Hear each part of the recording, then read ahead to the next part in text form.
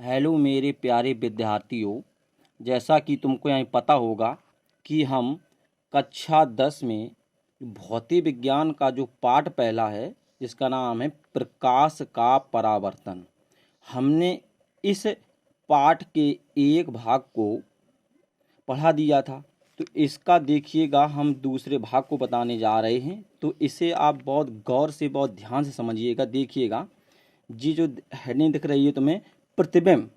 ये यानी प्रतिबिंब है क्या, प्रतिबिंब है क्या देखने के लिए देखिए, इसकी परिभाषा को समझने के लिए पहले तुम इसमें ध्यान दीजिएगा जो हम तुम्हें बता रहे हैं। देखिएगा, ये एक तुम्हारे पास क्या है, प्रकाश स्रोत है ये, ठीक है। ये क्या है, यह प्रकाश स्रोत है। यहाँ पे कोई एक ये तुम्हारी वस्तु रखी है, ये क्या रखी है तुम्हारी यहाँ पे कोई एक यहाँ पे तुम्हारी वस्तु रखी है। तो क्या है कि इस प्रकाश स्रोत से जो प्रकाश की किरणें जो होती हैं वो पहले आकर के इस बिंदु पर गिरती, इस मतलब वस्तु के बिंदु पर जाकर के गिरती हैं। फिर गिरने के बाद इसका क्या हो जाता है, परावर्तन होता है। कहाँ से, इससे। तो परावर्तन होने के पश्चात ये जो यानी किरणें हैं, ये किरणें जाकर के एक दूसरे बिंदु पर जाकर के मिल जाती हैं। समझ में आया। तो इसी प्रकार से इस माध्यम से यानी जो प्रतिबिंब है, तो प्रतिबिंब की जो डेफिनेशन है, जो परिभाषा है, वो आधार से निकलेगी। कैसे कि यदि प्रकाश की किरणें, ठीक ध्यान देना, यदि प्रकाश की किरणें वस्तु के किसी बिंदु से चलकर परावर्तन के पश्चात किसी दूसरे बिंदु पर जाकर के मिलती हैं अथवा किसी दूसरे बिंदु से आती हुई प्रतीत होती हैं, तो इस दूसरे बिंदु को पहले बिंदु का प्रतिबिंब कहते हैं। ठीक बात आई समझ में, ठीक है ना। देखो, यदि प्रकाश की किरणें वस्तु के किसी बिंदु से चलकर परावर्तन के पश्चात किसी दूसरे बिंदु पर जाकर मिलती हैं अथवा किसी दूसरे बिंदु से आती हुई प्रतीत होती हैं, तो इस दूसरे बिंदु को पहले बिंदु का प्रतिबिंब कहते हैं। देखिए इसकी परिभाषा जी लिखिए, देखिएगा यहाँ पे देखिए जी देखिए इसकी परिभाषा जी लिखिए। प्रतिबिंब, यदि प्रकाश की किरणें वस्तु के किसी बिंदु से चलकर परावर्तन के पश्चात किसी दूसरे बिंदु पर जाकर मिलती हैं अथवा किसी दूसरे बिंदु से आती हुई प्रतीत होती हैं, तो इस दूसरे बिंदु को पहले बिंदु का प्रतिबिंब कहते हैं। आगे बात है समझ में। देखिएगा आगे, अब देखिएगा प्रतिबिंब कितने प्रकार के होते हैं, दो प्रकार के होते हैं। प्रतिबिंब कितने प्रकार के, दो। एक हो गया वास्तविक प्रतिबिंब, एक हो गया आभासी प्रतिबिंब। एक कौन हो गया, एक वास्तविक और एक कौन हो गया, आभासी। तो ये वास्तविक क्या होता है और ये आभासी क्या होता है। देखिए, माना कि ये हमारी कोई वस्तु है, ये हमारे पास बिंदु वस्तु है, ठीक है। अच्छा, ये जो यानी बिंदु वस्तु है, और यहाँ पे कोई हमारे पास ये रखा दर्पण हमारे पास, ठीक है। तो क्या है कि ये इस बिंदु वस्तु से चलने वाली जो प्रकाश की किरणें हैं और जाकर के अगर वो दूसरे बिंदु पर जाकर के वास्तव में मिलती हैं, ठीक बात है ना। मतलब इस बिंदु वस्तु से चलने वाली किरणें अगर किसी दूसरे बिंदु पर मिलती हैं परावर्तन के पश्चात, तो इस बिंदु को बिंदु वस्तु का वास्तविक प्रतिबिंब कहते हैं।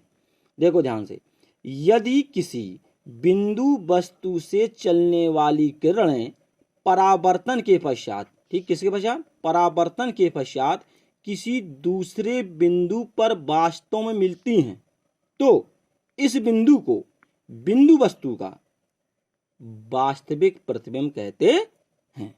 ठीक है ना। देखिएगा इसकी डेफिनेशन। अच्छा, एक हो गया वास्तविक। अब देखना जी इसकी जी लिखी, देखिएगा प्रतिबिंब दो प्रकार के होते हैं, एक हो गया वास्तविक प्रतिबिंब, एक हो गया आभासी प्रतिबिंब। तो यानी वास्तविक प्रतिबिंब क्या होता है, देखना यहाँ पे जी इसकी हमने डेफिनेशन दी है। जिसका वास्तविक प्रतिबिंब, यदि किसी बिंदु वस्तु से चलने वाली किरणें परावर्तन के पश्चात किसी दूसरे बिंदु पर वास्तव में मिलती हैं, तो इस बिंदु को यहाँ पर ध्यान देना, तो इस बिंदु को बिंदु वस्तु का वास्तविक प्रतिबिंब कहते हैं। ठीक है ना।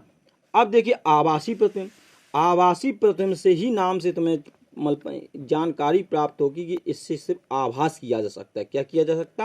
आभास ही खाली कर सकते हैं हम। इसमें क्या होता है देखिएगा, इसमें जैसे ये हमारे पास दर्पण है, देखना हम अभी इसके बारे में आगे तुम्हें बताएंगे देना। तो यदि ये यहाँ पे तुम्हारी बिंदु वस्तु है, इस बिंदु वस्तु से प्रकाश की किरणें चलने के बाद क्या हुई, ये किसी दूसरे बिंदु पर मिली, लेकिन कैसे? आभासी रूप में मिली, वास्तविक रूप में नहीं मिली, मतलब ये आभासी रूप में मिलती हैं। मतलब इसलिए हम कहते हैं यहाँ से कि यदि किसी बिंदु वस्तु से चलने वाली किरणें परावर्तन के पश्चात किसी दूसरे बिंदु से आती हुई प्रतीत होती हैं। कैसे? किसी दूसरे बिंदु से आती हुई प्रतीत होती हैं, तो इस बिंदु को बिंदु वस्तु का आभासी प्रतिबिंब कहते हैं।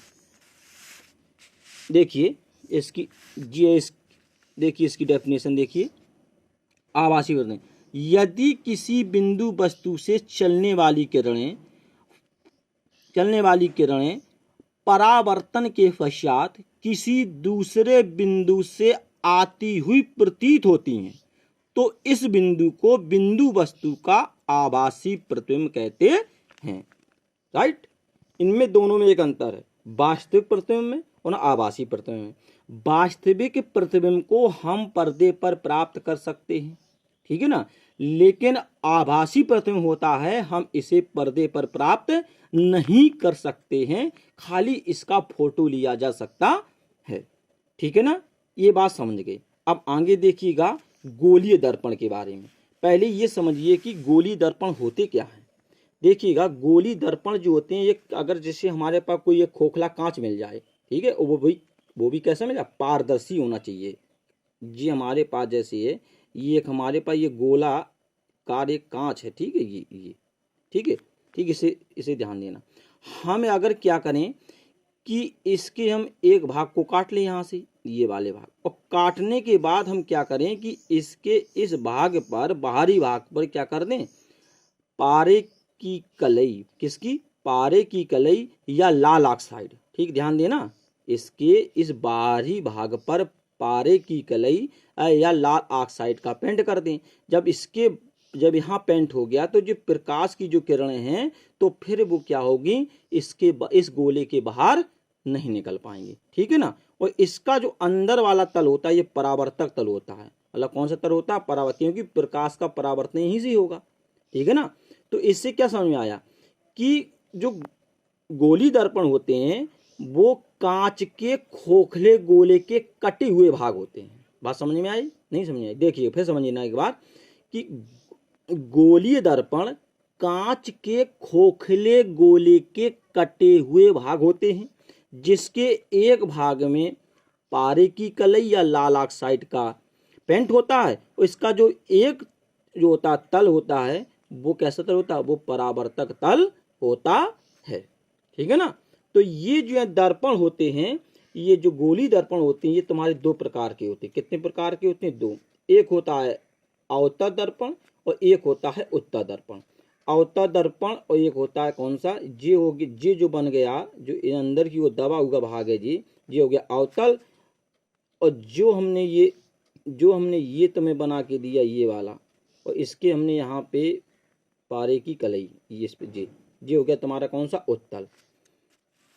देखिए अब अवतल दर्पण और ये तुम्हारा उत्तल दर्पण, इनमें देखिए इनकी डेफिनेशन देखिए। जो अवतल दर्पण होता है इसमें जो परावर्तन होता है तो दबी हुए तल से होता है। ठीक, ध्यान देना, अवतल दर्पण से जो परावर्तन होता है वो कहाँ से होता है? दबी हुए तल से होता है। और जो उत्तल दर्पण होता है तो इससे जो परावर्तन होता है उभरे हुए तल से होता है। ठीक, कहाँ से होता है? उभरे हुए तल से होता है। बात आई समझ में? अब देखना इसकी परिभाषा। अवतल दर्पण वे दर्पण होते हैं, ध्यान देना, अवतल दर्पण वे दर्पण होते हैं जिनमें परावर्तन दबे हुए तल से होता है। और उत्तल दर्पण देखिएगा, तो उत्तर दर्पण क्या हो गया कि उत्तर दर्पण वे दर्पण होते हैं जिनमें परावर्तन उभरे हुए तल से होता है। देखिए इसकी डेफिनेशन यहाँ पे ध्यान से देखिएगा, ये देखिएगा यहाँ पे, ये देखिएगा देखिए यहाँ से देखिएगा, ये लिखा गोलीय दर्पण। गोलीय दर्पण तो वे दर्पण जो कांच के खोखले गोले के कटे भाग होते हैं गोलीय दर्पण कहलाते हैं, जैसा हमने तुम्हें आगे बताया। इनके एक तल पर पारे की कलई तथा लाल ऑक्साइड का पेंट होता है और दूसरा तल जो होता है कैसा होता है, परावर्तक तल होता है। देखिएगा गोलीय दर्पण दो प्रकार के होते हैं, ठीक, कितने प्रकार के होते हैं गोलीय दर्पण, दो प्रकार के, एक होता है अवतल दर्पण और दूसरा होता है उत्तल दर्पण, ठीक है ना। अब ये अवतल दर्पण क्या होता है देखिएगा, अब ये हमने बताया कि अवतल दर्पण वह दर्पण है जिसमें परावर्तन दबे हुए तल से होता है, और उत्तल दर्पण क्या होता है, उत्तल दर्पण वह दर्पण है जिसमें परावर्तन उभरे हुए तल से होता है। ये बात तुमको समझ में आई होगी, ठीक है ना। अब देखना आगे ये कैसे क्या होते हैं, देखना इनसे कुछ जानकारियां प्राप्त कराएं हम, तुम देखना। देखो यहाँ पे, ये देखो, ये हमने यहाँ पे बनाए हैं। देखो ये एक कांच का एक खोखला गोला था, ठीक है, वो कांच कैसा, पारदर्शी कांच था। देखो हमने इसके एक भाग को काटा और काटने के भाग हमने क्या किया, यहाँ पे लिखे कलई किया हुआ या कलई किया गया तल हो गया। ये वो अंदर वाला तल कहलाया कौन सा तल, परावर्तक तल, ठीक है। इसमें देखना है ध्यान से, ठीक है ना। अब इससे संबंधित कुछ परिभाषाएं निकलेंगी, देखिएगा लिखा है गोलीय दर्पणों से संबंधित कुछ परिभाषाएं। तो इनकी जो यानी परिभाषाएं हैं इनको तुम ध्यान से देखो, पहले क्या है इसमें देखिएगा। पहली बात ये समझनी, ये सी जो होता है इसे कहते हैं वक्रता केंद्र। हम इसे क्या कहते हैं, वक्रता केंद्र। अब कहोगे कि ये जो वक्रता केंद्र है क्या, देखना तो यहाँ से इसकी डेफिनेशन निकलेगी, इसकी यहाँ से क्या निकलेगी, यहाँ से एक डेफिनेशन निकलेगी, कैसे कि गोलीय दर्पण, समझना, गोलीय दर्पण कांच के जिस खोखले गोले का भाग होता है, नहीं समझ में आई, देखना यहाँ पे कि गोलीय दर्पण कांच के जिस गोले का भाग होता है उस गोले के केंद्र को, बात समझना जी, केंद्र के, उस गोले के केंद्र को वक्रता केंद्र कहते हैं, ठीक है ना। हम इसे किससे, सी से प्रदर्शित करते हैं, काहे से, सी से प्रदर्शित करते हैं, इस बात में ध्यान देना, ठीक है ना। अब इसमें क्या होती है, वक्रता त्रिज्या, ये तो केंद्र हो गया, यहीं पे क्या होती है इसकी वक्रता केंद्र। अच्छा वक्रता जो है त्रिज्या जो होती है, तो वक्रता त्रिज्या क्या होती है, सेम डेफिनेशन निकलेगी, कैसे कि गोलीय दर्पण कांच के जिस खोखले गोले का भाग होता है, समझना क्या कहा हमने कि गोलीय दर्पण कांच के जिस गोले का भाग होता है उस गोले की त्रिज्या को, समझना, उस गोले की त्रिज्या को वक्रता त्रिज्या कहते हैं, ठीक है ना। यहां से जी इसकी डेफिनेशन मिल गई। अब ये देखिए ये क्या, पी कहते हैं ध्रुव, इंग्लिश में कहते हैं पोल, पोल मीन्स क्या होता है, ध्रुव। तो ये क्या है ध्रुव, देखो पहले यहां समझना, यहां से लेकर के और यहां तक का जो तल कहलाया, कौन सा तल कहलाया, परावर्तक तल कहलाया। ये बात जान गए तुम, कहां से, यहां से लेकर के यहां तक का जो तल है कौन सा तल कहलाया, परावर्तक तल कहलाया। तो यही जो डेफिनेशन निकलेगी कि दर्पण के परावर्तक तल के मध्य बिंदु को, ठीक दिखाई दे रहा है, देखो यहां से दर्पण के परावर्तक तल के मध्य बिंदु को दर्पण का ध्रुव कहते हैं, ठीक है, ये बात आई समझ में। इसे पी से प्रदर्शित करते हैं, राइट, इतनी बात तो आ गई समझ में। अब आगे देखना, इसमें आगे हम तुम्हें बता रहे हैं। अच्छा अब देखना यहाँ से ये हो गया यहाँ पे दर्पण का ध्रुव। अब आता है दर्पण का द्वारक क्या होता है, दर्पण का द्वारक। तो देखिएगा दर्पण के परावर्तक तल के, कहां से लेकर के, यहां से लेकर के, यहां से लेकर के, ठीक है, दर्पण के परावर्तक तल के व्यास के दर्पण के परावर्तक तल के व्यास को दर्पण का द्वारक कहते हैं। ठीक है ना। अब इसके बाद देखिए तुम्हारी मुख कक्ष क्या होती है, ये लिखा है मुख कक्ष। ये मुख कक्ष को भी देखिए ध्यान से। तो देखो ध्रुव से, ये लिखा है ध्रुव से वक्रता केंद्र को मिलाने वाली रेखा, ध्रुव से वक्रता केंद्र को मिलाने वाली रेखा मुख अक्ष कहलाती है। आगे समझ में, ये क्या है, ये है दर्पण का ध्रुव, ये क्या है वक्रता केंद्र। तो डेफिनेशन क्या कही कि दर्पण के ध्रुव से वक्रता केंद्र को मिलाने वाली रेखा मुख अक्ष कहलाती है। ठीक, ये बात आई नहीं। अब आगे देखिएगा, अब देखना आगे क्या है। देखो जे इसकी कुछ डेफिनेशन लिखिएगा, लिखा है यहाँ पे गोलीय दर्पणों से संबंधित कुछ परिभाषाएं। देखिए जी लिखा वक्रता केंद्र, तो गोलीय दर्पण कांच के जिस खोखले गोले का भाग होता है उस गोले के केंद्र को गोलीय दर्पण, गलत है देखना यहाँ से, सॉरी, उस गोले के केंद्र को दर्पण की क्या कहते हैं, वक्रता केंद्र कहते हैं। इसे सी से प्रदर्शित करते हैं। काय से प्रदर्शित करते हैं, इसे सी से प्रदर्शित करते हैं। नंबर दूसरी है ना वक्रता त्रिज्या, ये बताई थी गोलीय दर्पण कांच के जिस खोखले गोले का भाग होता है उसकी त्रिज्या को दर्पण की वक्रता त्रिज्या कहते हैं। इसे आर से प्रदर्शित करते हैं, जैसे हमने ऊपर बताया तुम्हें। आगे देखना इसमें लिखा दर्पण का ध्रुव, तो अभी हाल बताया हमने। दर्पण के परावर्तक तल के मध्य बिंदु को, समझना अभी बताया था, दर्पण के परावर्तक तल के मध्य बिंदु को दर्पण का ध्रुव कहते हैं। इसे पी से प्रदर्शित करते हैं। ठीक है। अब देखना इसमें मुख अक्ष क्या है, तो हमने देखो ऊपर बताया तुम्हें बहुत आसान तरीके से। दर्पण के ध्रुव तथा वक्रता केंद्र को मिलाने वाली रेखा दर्पण की मुख अक्ष कहलाती है। अब हमने बताया तुम्हें दर्पण का द्वारक, तो बताया कि दर्पण के परावर्तक तल के व्यास को दर्पण का द्वारक कहते हैं। अब देखिए यहाँ पे मुख्य फोकस क्या होता है। मुख्य फोकस क्या होता है, ये देखिए, ये पी और सी जो कहलाई, पी और सी को जो मिलाने वाली रेखा कहलाती है मुख्य अक्ष। ठीक, ध्यान देना, पी और सी को मिलाने वाली रेखा क्या कहलाती है, मुख्य अक्ष। तो देखना ये चल रही प्रकाश की किरण, तो वही आधार से देखना यहाँ पे कि दर्पण की मुख्य अक्ष के समांतर ये जो किरणें चल रही कैसी चल रही, समांतर। तो दर्पण की मुख्य अक्ष के समांतर चलने वाली किरणें परावर्तन के पश्चात मुख्य अक्ष के जिस बिंदु पर मिलती हैं या मिलती हुई प्रतीत होती हैं। ठीक है, देखना यहाँ पे ये या मिलती हुई प्रतीत होती हैं, उस बिंदु को दर्पण का क्या कहते हैं, मुख्य फोकस कहते हैं। इसे हम कैपिटल एफ से प्रदर्शित करते हैं। ठीक है, ये बात आई समझ में। इसे हम काय से, कैपिटल एफ से प्रदर्शित करते हैं। इतनी बात ध्यान रखना। ठीक है ना, देखना। अच्छा, ये तुम्हारा दर्पण हो गया कौन सा, अवतल दर्पण। अब अवतल दर्पण जो होता है वो हर वक्त वास्तविक वजन बनाता है, मतलब कैसा, वास्तविक बनाता है। तो इसलिए हम यहाँ कहते हैं कि वास्तव मिलती हैं, जो भी किरणें चलती हैं तो वास्तव मिलती हैं।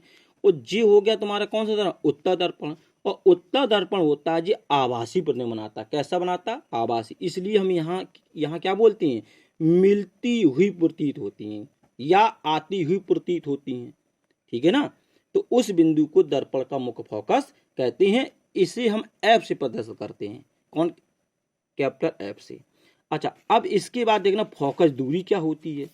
ठीक है ना, तो इस फोकस दूरी को देखिए कि फोकस दूरी है क्या। देखिए जो फोकस दूरी जो होती है, देखो यहाँ पे ये देखो ये फोकस दूरी, ये क्या है, दर्पण का ध्रुव। अच्छा, और फिर यहाँ पे क्या बताया, मुख्य फोकस बताया था, तो यहीं से निकलेगी कि दर्पण के ध्रुव तथा मुख्य फोकस, दर्पण के ध्रुव तथा मुख्य फोकस के बीच की दूरी को दर्पण की फोकस दूरी कहते हैं। ये बात आई समझ में। देखना यहाँ पे, अब इसकी डेफिनेशन देख लो, जो हमने यहाँ पे लिख रखी है। देखो यहाँ पे ये यहाँ पे डेफिनेशन है, फोकस दूरी, दर्पण के ध्रुव से मुख्य फोकस तक की दूरी को दर्पण की फोकस दूरी कहते हैं। इसे एफ से प्रदर्शित करते हैं। ठीक है, किससे?